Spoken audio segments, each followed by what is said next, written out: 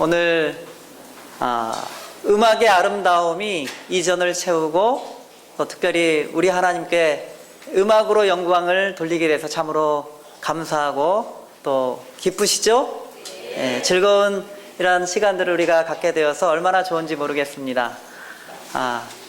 그리고 이 교회에 또 여러 가지 저는 개인적으로 감사할 일들이 참 많습니다. 지난 저녁 집회 시간에도 한번 말씀드렸지만 우리가 이렇게 예배 드리기 위하여는 여기 보이는 곳에, 여기가 다가 아니고 보이지 않는 곳에서 헌신하시고 수고하시는 우리 집사님들이 많이 계십니다. 그렇죠?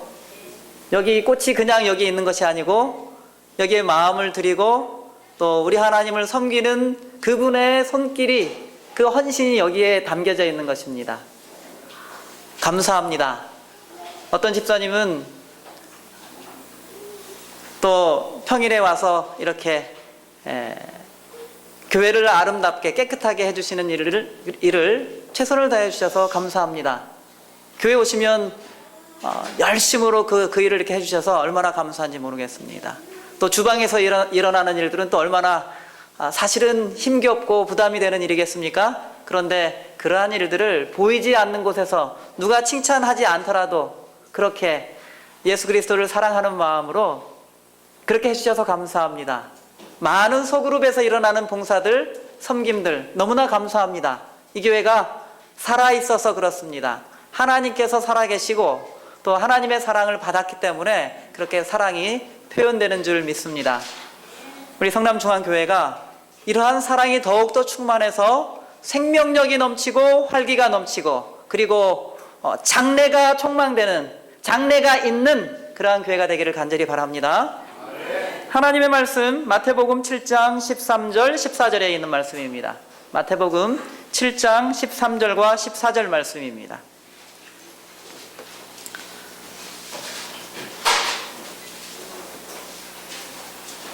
마태복음 7장 13절 14절 말씀입니다. 제가 읽겠습니다. 좁은 문으로 들어가라. 멸망으로 인도하는 문은 크고 그 길이 넓어 그리로 들어가는 자가 많고 생명으로 인도하는 문은 좁고 길이 협착하여 찾는 이가 적음이니라. 이 말씀은 대단히 유명한 말씀입니다. 멸망으로 이끄는 문과 생명으로 이끄는 문은 딱 보면 차이가 나도록 되어 있습니다. 우리의 관심은 어디에 있느냐면 생명으로 이끄는 그 문이 어떤 문인가, 그 길은 어떤 길인가 하는 곳에 우리가 관심이 있습니다. 왜냐하면 우리는 예수 그리스도를 믿기 전에는 넓은 곳에서 놀아봤기 때문에 그렇습니다. 넓은 문으로, 넓은 길로 자주 다녀봤기 때문에 그 길로 가면 그 길의 끝에 무엇이 있는지를 우리 주변을 보면서 다 아는 사실들 아니겠습니까? 마음껏 넓게 살아보면 그렇게 해서 마지막에 다다른 곳은, 거기는 그동안에 즐겁긴 했을지 모르겠지만 그동안에 마음껏 살았을지는 모르겠지만 그 끝은 닫혀 있는 곳입니다. 더 이상 전진할 수 없는 길이죠. 그런데 여기 생명으로 인도하는 문은 좁습니다. 협착하다고 했습니다. 아주 가느다랗고 긴, 그리고 좁은 곳입니다. 그 길로 가야만 생명의 문이 있고 생명문을 열고 들어가면 다시 계속되는 길이 바로 그러한 길입니다. 근데 여기 생명으로 인도하는 문은 과연 어떠한 문을 일컫는 것인가? 생명으로 인도하는 문은 왜 그렇게 좁고 길이 협착한가? 좀 넓으면 안 될까? 라는 생각을 해볼 수 있겠죠? 왜 그런지를 우리가 함께 좀 생각해 보도록 하겠습니다. 좀 사실 성경에 있는 말씀 가운데는 이러한 말씀은 좀 자극적인 말씀이지만 마태복음 5장 27절부터 있는 말씀입니다. 예수님께서 하신 말씀입니다. 이게 자극적인 말씀이라기보다는 일반적인 현상이지만 그렇게 입에 오르내리기에는 적절하지 않기 때문에 그냥 모른 채 하고 넘어가는 그런 말씀들입니다. 이 내용 자체는. 27절입니다. 또 간음치 말라. 성경은 율법은 간음하지 말라고 이야기하고 있습니다. 십계명에 분명하게 그렇게 기록하고 있어요. 도둑질하지 말라. 남의 소유를 탐내지 말아야죠. 그래서 간음치 말라 하였다는 것을 너희가 들었으나 나는 너희에게 이르노니, 예수님은 조금 더 엄격하세요. 이게 하늘의 원칙을 이야기하는 겁니다. 나는 너희에게 이르노니 여자를 보고 음욕을 품는 자마다 마음에 이미 간음하였느니라. 이미 그 마음에 그러한 생각이 떠오르면 이미 그건 범죄했다라는 겁니다. 범죄는 겉으로 드러난 것만 범죄가 아니라는 거예요. 어떤 것을 보고 내가 갖고 있지 않은 것, 그런데 너무나 탐스러운 것, 그것을 마음에 두었다면 이미 탐욕은 시작된 겁니다. 그러니까 율법은 매우 그 표준이 높아서 이런 것들을 다 죄로 취급하는 겁니다. 그러니까 여긴 이 말씀은 뭐냐면, 거의 모든 사람들은 다 그 마음에 떠오르는 무엇인가 떠오를 때 그 떠오른 마음이 마음에게 자리 잡을 때 이미 그 사람들은 범죄한 것으로 그렇게 간주되는 것입니다. 그럼 예수님께서 뭐라고 말씀하시느냐면 29절입니다. 그런데 만일 내 오른 눈이 너로 실족케 하거든, 너로 넘어지게 하면, 눈이 너로 하여금 잘못되게 하면, 범죄하게 하면, 너로 하여금 그 눈이 하늘나라 가는데 구원을 얻는데, 영원한 생명을 얻는데 방해거리가 된다면 어떻게 하라는 겁니까? 그것을 빼어내버리라 그랬습니다. 그래서 제가 자극적이라고 그렇게 표현한 겁니다. 이게 빼놔라는 거예요. 자, 보십시오. 너의 백체 중 하나가 없어지고, 지체 중에, 이 몸 중에 그거 하나 없어지고 온 몸이 지옥에 던지지 않는 것이 유익하다. 그거 하나 없이 그거 버리고 하늘나라 가는 것이, 그거 그냥 눈 있으면서 하늘나라 못 가는 것보다 훨씬 낫다 이겁니다. 30절. 또한 만일 네 오른손이 너로 실족케 하거든, 너의 오른손이 너로 하여금 범죄케 하거든, 그 오른손이 네가 생명 얻는 것, 네가 구원 얻는 길에 방해가 된다면 그 오른손은 어떻게 하라고요? 찍어내버리라 그랬습니다. 너의 백체, 지체 중에 하나가 없어지고 그 손 없이 온 몸이 지옥에 던지지 않는 것이 유익하니라. 내게 눈을 빼고 이 손을 자르는 것은 그게 쉬운 일입니까? 이 말씀을 정말 말씀 문자 그대로 그렇게 믿고 이걸 받아들이고 이렇게 하면 여기 우리 가운데 멀쩡한 사람이 있겠습니까? 없겠습니까? 멀쩡한 사람은 여기 한 명도 없으니 저는 두 눈이 다 빠져 있어야 돼요. 여기 이렇게 서 있을 수가 없을 겁니다. 왜냐하면 하루에도 몇 번씩 우리 마음속에서는 죄악적인 생각이 어디서부터 들어온지 모르겠어요. 그게 어디서부터 그 출처가 어딘지 모르겠지만 생각이 떠오르는 거예요. 악한 것들, 거짓된 것들, 비열한 것들, 속이는 것들, 미워하는 것들, 이게 떠오르게 되어 있습니다. 그럴 때마다 빼고 이거 다 빼고 이렇게 하면, 자르고 하면 멀쩡하지가 않겠죠. 눈을 빼고 손을 자르는 것은 이게 쉬운 일이 아닙니다. 손이 아니라 여기 손톱 자르는 것도 얼마나 조심조심 자릅니까? 그래요, 안 그래요? 손톱이 길면 그 필요 없는 거여서 자르는데 혹시 거기 끝에 조금 다칠까봐 손톱도 아주 조심조심 잘라내는 겁니다. 발톱도 아주 조심조심 잘라내죠. 왜 그렇습니까? 이게 아까워요. 이게 자칫 잘못하면 이게 살이 베어지고 피가 나면 그건 아무도 원치 않는 겁니다. 조금이라도 다치는 것은 아무도 원치 않아요. 그런데 예수님께서 우리에게 담대하게 말씀하시기를, 너 그거 범죄하게 하거든 빼내버리고 찍어버려야 한다, 그래야 산다라고 말씀하고 계시는 겁니다. 예수님께서 어떻게 왜 이렇게 이런 말씀을 하셨을까요? 옛날에 제가 일본에서 선교사로 있을 때에 어느 지회의 목사님으로부터 들었습니다. 한국인 목사님입니다. 이분이 이제 오키나와를 방문했었는데 오키나와에 이 큰 교회가 있거든요. 그 교회에 장로가 되신 분이 태평양 전쟁 1940년대입니까? 그때 이제 미국하고 일본이 막 싸웠죠. 요새 그 우리 재림군인 데스몬드 뭐죠? 도스. 예. 그래서 핵소고지라는 곳, 거기서 일어난 그 싸움이죠. 오키나와에서 일어난 싸움이잖아요. 그런데 이 전쟁을 겪고 나니까 오키나와가 일본이 너무 피폐해진 겁니다. 먹을 게 없는 겁니다. 그래서 이 청년이, 이 장로님이 된 분이 젊었을 때니까 청년이 아주 너무 배가 고픈 거예요. 그래서 시장을 이렇게 배회하는데, 그런데 거기 보니까는 찐빵이 그렇게 김이 모락모락 나는 찐빵. 그런데 저는 배가 고파요. 너무나 배가 고픈 겁니다. 못 먹어서요. 일본 찐빵 참 맛있습니다. 우리나라 이게 일본에 가시면 드셔보시면 맛있다 하실 만한 것들이 여러 가지가 있습니다. 이제 분식으로 된 음식들은 무엇이든지 다 맛있어요. 일본 카레가 우리나라 카레보다 약간 더 맛있는 것 같아요.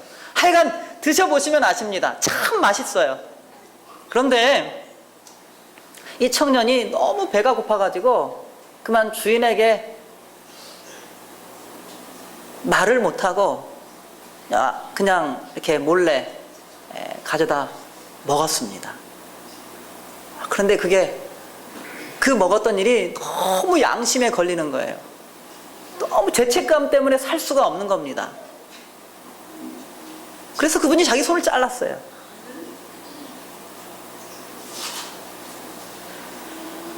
대단하죠. 사실 그 양심에 이렇게 양심에서 울리는 그 소리가, 음성이 참 대단한 소리입니다.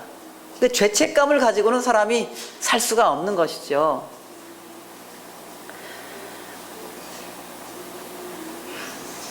우리 장로님은 이렇게 했지만 사실상 이러다가는 근데 뭔가 이 말씀의 의미를 정확하게 우리가 이렇게 적용하고 이렇게 이해하기는 참으로 어려운 말씀임이 틀림이 없습니다. 그래, 이 말씀이 의미하는 바가 무엇인가?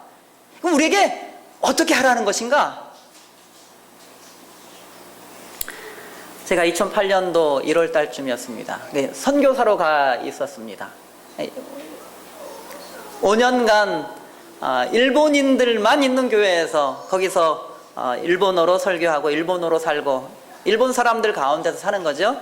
우리 키르기즈스탄 천영우 목사님 지금 그곳에서 저처럼 그곳의 말로, 아마 러시아 말로 했겠죠. 그곳의 언어로 이렇게 5년 동안 사역을 하시고 지금 방문하러 가셨는데 이 일본은 우상이 참 많습니다. 신이 참 많습니다.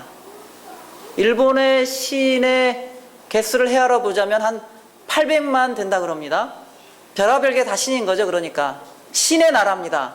그래서 공부를 잘하면 공부에, 야구를 잘하면 야구에, 이런 생각들은 다 원래 우리나라에 있던 아이디어가 아니고 건너온 겁니다. 일본에서부터.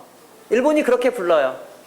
그러니까 뭐 웬만한 건 다 신으로 이렇게 할 때가 많습니다. 근데 신이 그렇게 많은 나라니까 제가 이 복음을 전하고 선교하러 갔으니까 그게 반대에 직면할까요, 안 할까요? 굉장히 큰 반대에 직면할 수밖에 없는 겁니다.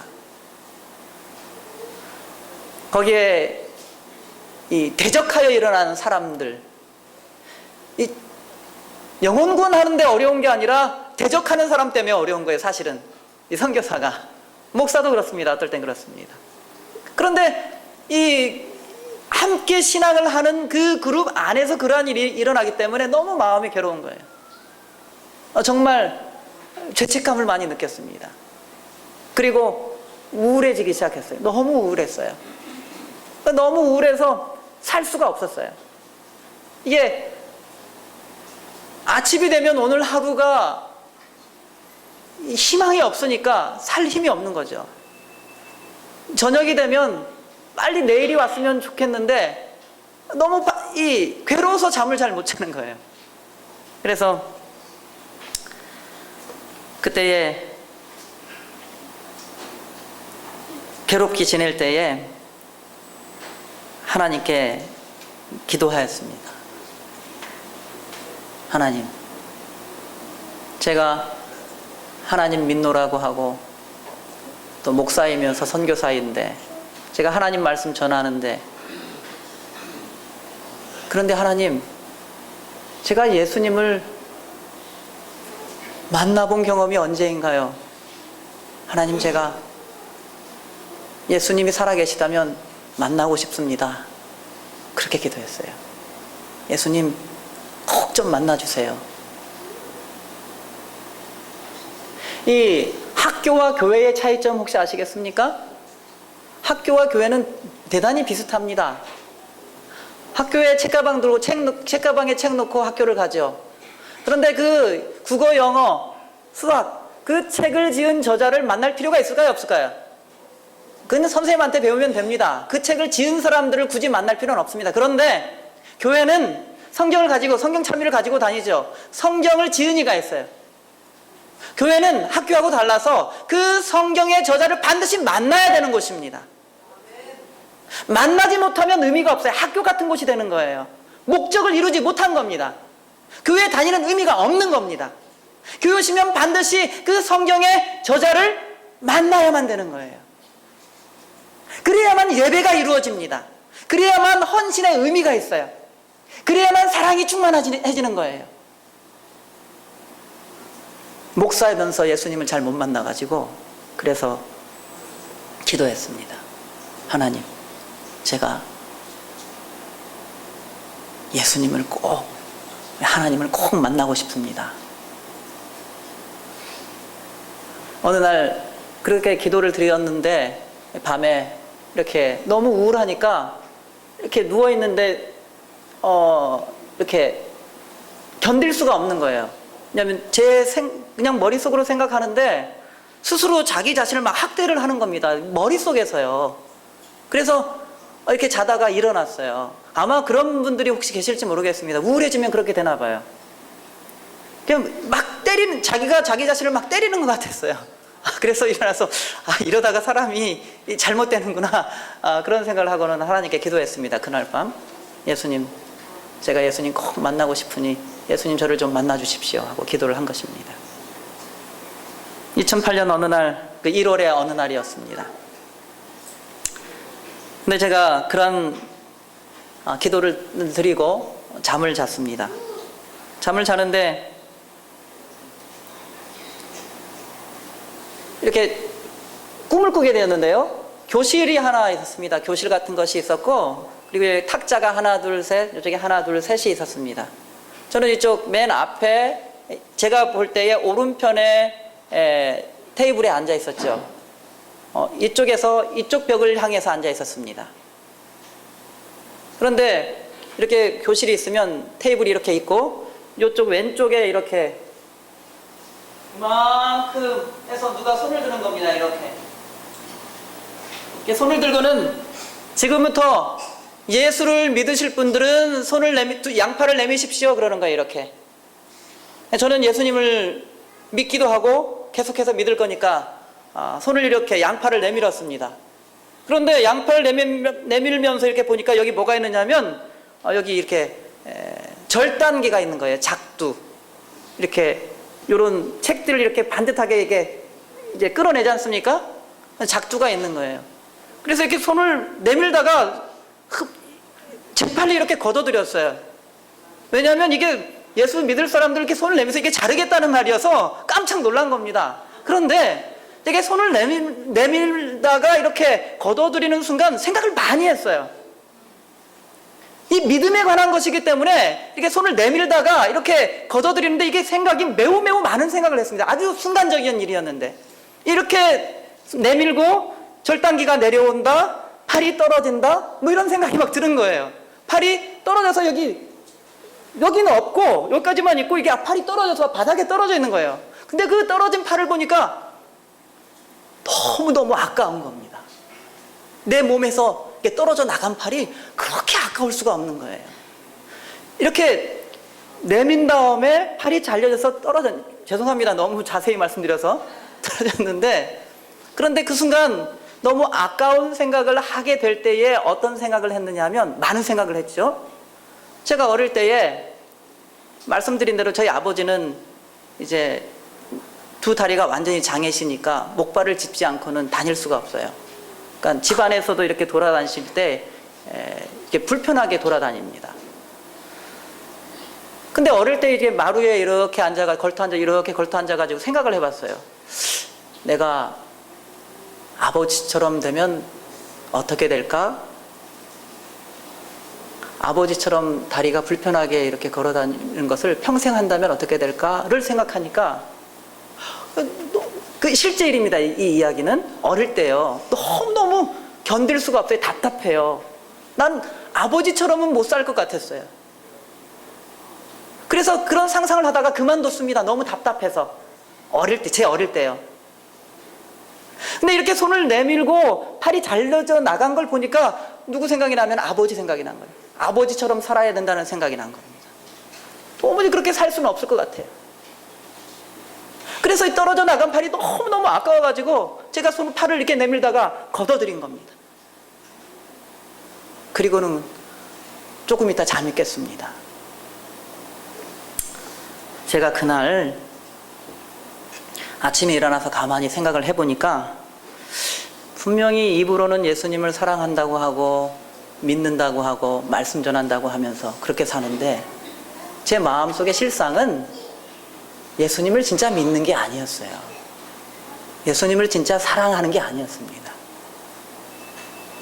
예수님을 사랑하는 이게 팔이 하나 잘려져 나간다 그러니까 그 믿음을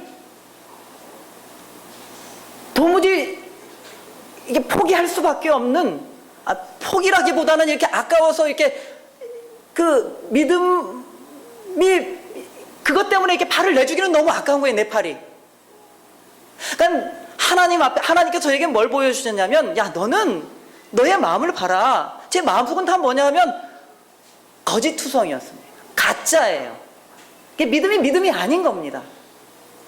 헌신한다고 하는 그 헌신이 진실한 게 아니에요. 정직한 게 아니었습니다. 그날 저는 하나님을 향한 저의 속마음, 본심을 그때 제가 알게 되었어요. 저는 잘 몰랐던 저의 본심. 마태복음 19장에 보면 저와 같은 사람이 한 명 나옵니다. 마태복음 19장입니다.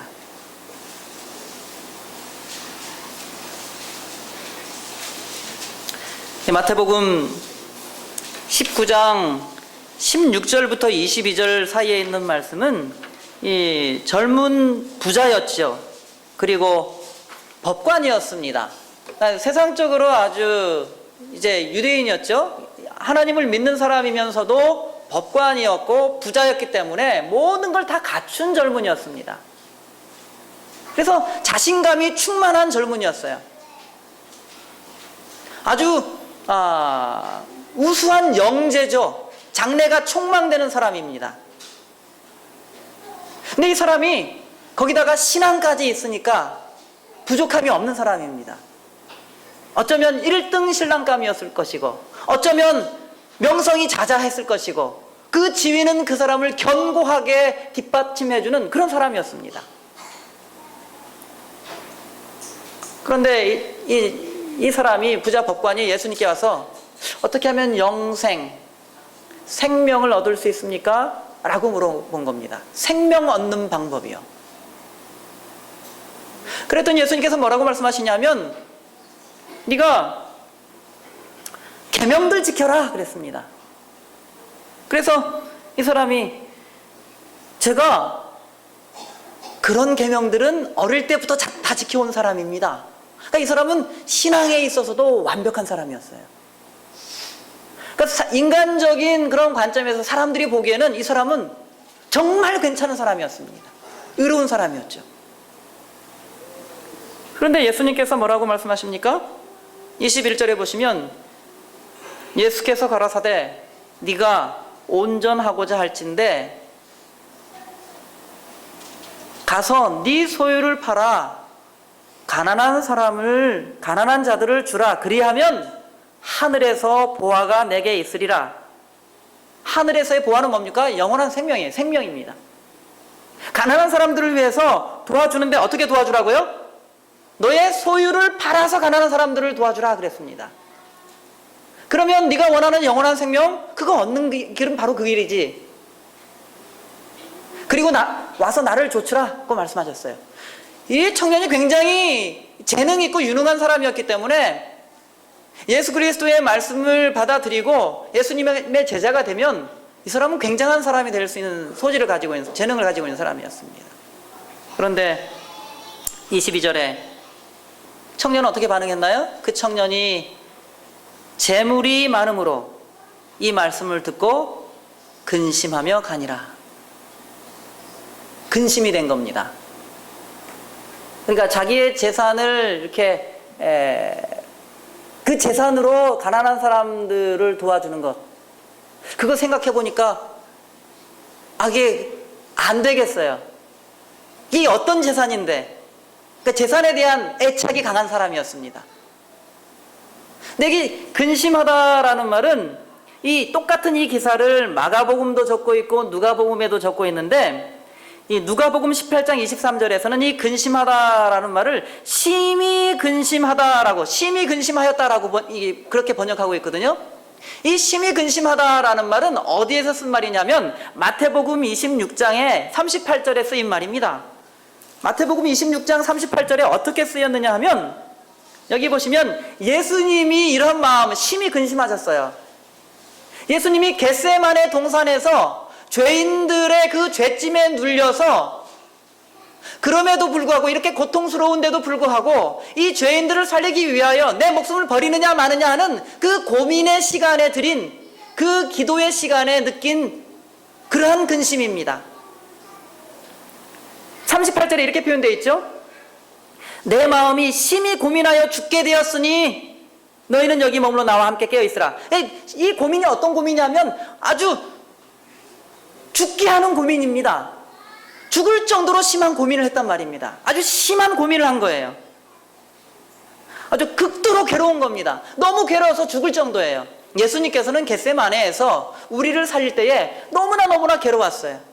그 죄짐을 지는 것이 괴로웠고 우리의 운명을 생각할 때 자신의 생명을 주는 것, 그거에 대하여 번민을 많이 했던 것 같습니다. 그런데 이러한 번민을 누가 느꼈느냐 하면 여기 부자 청년이 그 고민을 한 거예요.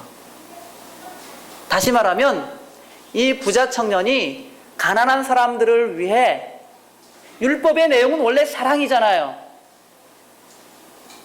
다시 말하면 율법이 이야기는 이웃 사랑, 하나님 사랑은 눈에 잘 안 보이니까 믿습니다 하고 끝나버릴 수도 있으니까 그 사랑은 어떻게 증명되느냐 하면 이웃을 사랑하는 사랑으로 증명되는 거예요. 근데 자신은 분명히 계명, 율법 다 지켰다고 했거든요. 그러면 너 율법 지킨다고 했는데 율법이 이야기하는 이웃 사랑 해야 되겠지? 내 재산을 팔아서 가난한 사람들을 도우라 그랬더니 이걸 못하는 거예요. 다시 말하면 이 재산은 자기 몸과도 같아요. 자기 몸에서 이렇게 잘라내는 느낌이었어요. 죽을 것만 같았어요. 이거 포기할 수 없었습니다. 너무나 아까워서. 너무나 아까웠던 거예요. 도무지 이것 없이는 살아갈 수가 없었어요. 이것 없이, 재산 없이 평생을 살려고 하니까 너무너무 괴로웠어요. 마음이 너무 답답해서 견딜 수가 없었습니다. 그래서 그는 그 길을 포기한 겁니다. 그렇게는 예수님을 따라갈 수가 없었어요. 그런데 예수님께서 이 청년에게 하신 말씀, 그 다음부터 읽어보면 23절부터 이렇게 기록되어 있습니다. 예수께서 제자들에게 이르시되 내가 진실로 너희에게 이르노니, 이 진실로라는 말은 아멘이라는 말을 번역한 겁니다. 아멘 하시면서 말씀하신 거예요. 부자는 천국에 들어가기가 어려우니라. 지금 이 부자 얘기하는 거 아닙니다.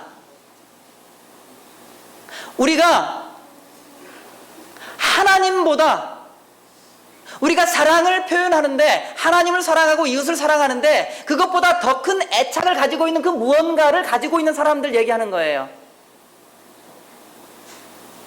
다시 말하면 눈을 빼야 되고 손을 잘라야 되는 그런 구원의 방해거리가 되는 그겁니다. 이 부자 청년에게는 재물이 그러한 역할을 했습니다. 어떤 사람에게는 명예가 그런 역할이 있고, 어떤 사람에게는 속에 또 다른 탐욕과 또 다른 거짓과 또 다른 기만들, 이러한 것들이 그 사람에게는 구원을 막는 방해 요소가 되는 것이죠. 그러한 것들을 이야기하는 것입니다. 천국에 들어가기가 어렵다고 했습니다. 다시 너희에게 말하노니 약대가 낙타가 바늘기로 들어가는 것이 부자가 하나님의 나라에 들어가는 것보다 쉬우니라 그랬습니다. 오히려 쉽다 해요. 그러니까 낙타가 바늘기로 들어가는 것이 가능한 이야기입니까? 불가능한 이야기입니까? 그건 불가능한 이야기예요. 이것들을 다 가지고는 하늘에 갈 수가 없다입니다. 그래서 하늘은, 생명으로 인도하는 물은 매우 매우 협착한 거예요. 그걸 포기하지 아니하면, 그 탐욕을 포기하지 아니하면, 그 자아를 포기하지 아니하면, 그 욕망을 포기하지 아니하면 그것들은 하늘나라에서 환영받을 수 있는 존재들이 아닙니다. 이 땅에서 다 썩어질 것들은 하늘나라로 갈 수가 없어요.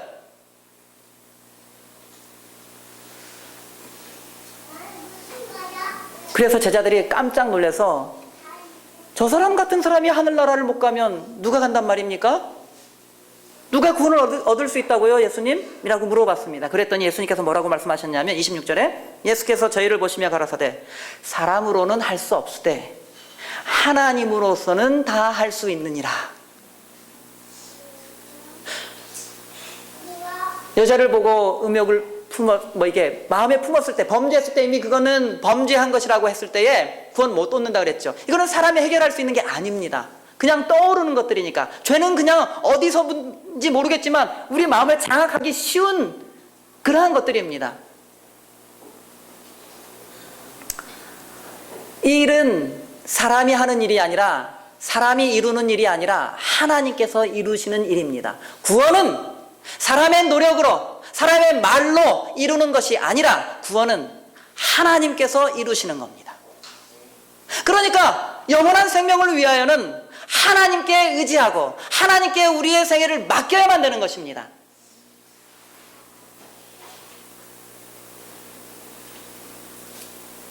빌립보서 2장에 있는 말씀입니다. 빌립보서 2장 5절에 있는 말씀. 갈라디아서, 에베소서, 빌립보서 2장 5절에는 그 불가능한 이야기, 그러니까 낙타가 바늘기로 들어갈 수 없다고 했는데 낙타가 바늘기를 통과한 그러한 이야기입니다. 그러니까 불가능한 일이 가능케 된 그 일입니다. 사람으로서는 되는 일이 아니고 하나님으로서는 된다는 그 하나님의 이야기를 여기 적고 있습니다. 빌립보서 2장 5절입니다. 너희 안에 이 마음을 품으라. 곧 그리스도 예수의 마음이니 그는 근본 하나님의 본체시나 하나님과 동등됨을 취할 것으로 여기지 아니하시고, 예수 그리스도는 본디 누구시라고요? 그는 하나님이십니다. 그러니까 하나님으로 계속해서 있을 것을, 그 자리를 고집하지 아니하시고 고수하지 아니하시고, 그 뜻이에요. 7절 오히려 자기를 비어 종의 형체를 가져 사람들과 같이 되었고, 종이 되려면, 왕이 종이 되려면 어떻게 해야 되나요? 다 버려야 되는 겁니다. 왕으로서 가지고 있는 모든 것들을 다 버려야만, 정말 헐벗어야만, 모든 걸 포기해야만 되는 자리가 종의 자리입니다. 왕으로서는 종의 경험을 알 수가 없겠죠. 8절 사람의 모양으로 나타나셨으며 하나님이 사람의 모양으로 나타나셨다 그랬어요. 이거는 하나님이 사람의 모습으로 나타났다는 것은 하나님께 치욕적인 일입니다. 하나님께 있어서는 수치스러운 일이에요. 위대하신 하나님이 광대한 우주의 창조주가 사람의 모습으로, 죄인의 모습으로 오셨다는 얘기입니다. 8절, 사람의 모양으로 나타나셨음에 자기를 낮추시고 죽기까지 복종하셨으니 곧 십자가에 죽으심이라. 하나님은 죽으실 수 없는 분입니다. 하나님은 영원하신 분입니다. 죽으실 수가 없어요. 그런데 죄인들을 구원할, 죄인들을 되살 방편은 죽음으로써 죄인들을 구원하는 방법밖에, 십자가밖에는 하나님께서 하실 수 있는 다른 길이 없습니다. 죄인들을 구원하는데. 그 죄인 누구예요? 여러분과 저를 구원하는데 하나님께서 하실 수 있는 유일한 일은 뭐냐면 십자가에서 죽으시는 거예요. 하나님이 죽으시는 겁니다. 그런데 하나님은 죽을 수 없는 분이에요. 그러나 사람이 살기 위해서는 하나님이 죽으셔야만 됩니다. 그래서 하나님께서는 죽을 수 있는 사람으로 오신 겁니다. 그게 예수 그리스도입니다. 죽을 수가 없어서 왕으로 있으면 안 되기 때문에 종의 형체로 오신 거예요. 죽을 수 있는 사람의 모습으로 그래서 오신 겁니다. 여러분과 저를 살리기 위해서. 우리가 죽어야 될 죽음을 대신 죽기 위하여 오신 분이에요. 여기 오신 목적은 딱 한 가지입니다. 죽기 위하여입니다.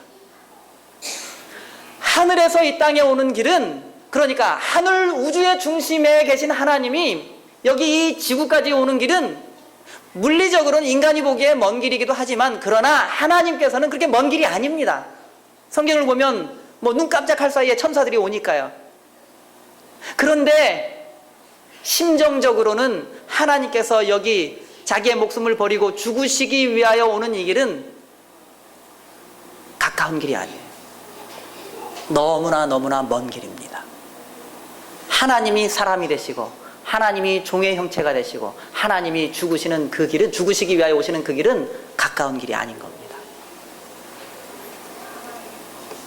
온 우주의 통치자가 그가 사람으로 오실 때에 우리가 태어나는 것하고 똑같은 과정을 밟으셨죠? 누구의 뱃속에?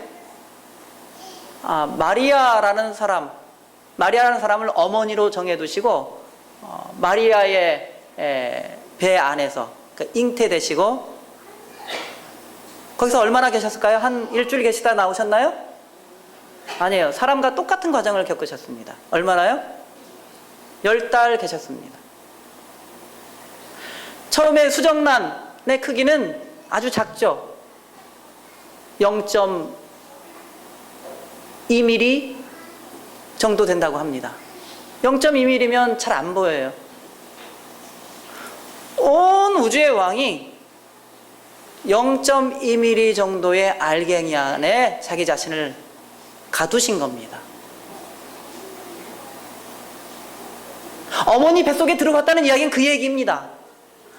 영광 받으셔야 될 분이, 높임 받으셔야 될 분이, 부요하신 분이, 하늘의 왕이 자기 자신을 낮추시고 축소시키셔서 굴욕적인 일, 한 알갱이 안에 자기 자신을 그렇게 두시는 그 일을 목숨 걸고 하신 겁니다.